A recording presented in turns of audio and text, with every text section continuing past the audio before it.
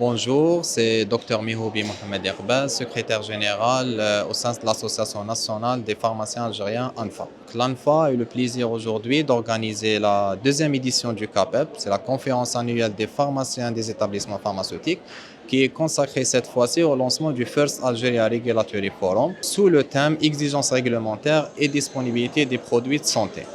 Donc, cette édition regroupe les acteurs majeurs de l'écosystème algérien, à savoir les autorités compétentes, les institutions publiques, sociétés savantes, opérateurs économiques, experts et professeurs. Autour d'un enjeu majeur, c'est comment faire progresser la réglementation au service de la santé, de l'innovation et de la souveraineté pharmaceutique nationale. Au cours de cette journée, j'ai eu le plaisir de présenter le baromètre. Donc, le baromètre CAPEP, c'est une première enquête nationale destinée aux professionnels du secteur pharmaceutique. Elle a été lancée par l'ANFA depuis un mois et on a eu une récolte de 100 réponses, principalement sur l'évolution du cadre réglementaire, la perception des pharmaciens des affaires réglementaires par rapport au cadre réglementaire, les difficultés rencontrées, ainsi que leurs attentes pour les améliorations.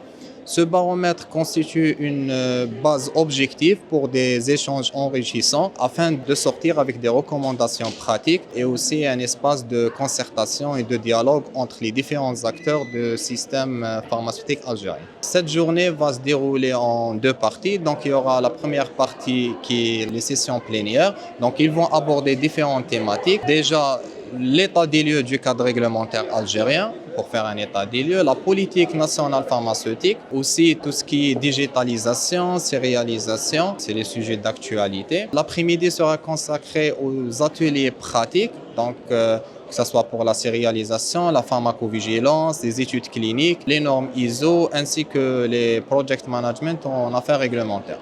Tout cela, c'est pour un objectif commun, c'est de faire progresser les affaires réglementaires, de montrer l'importance de la fonction affaires réglementaires et aussi d'améliorer ensemble le cadre réglementaire et progresser et sortir avec des recommandations pour un seul but, c'est avoir une souveraineté pharmaceutique durable et bien sûr tout cela c'est pour le patient algérien.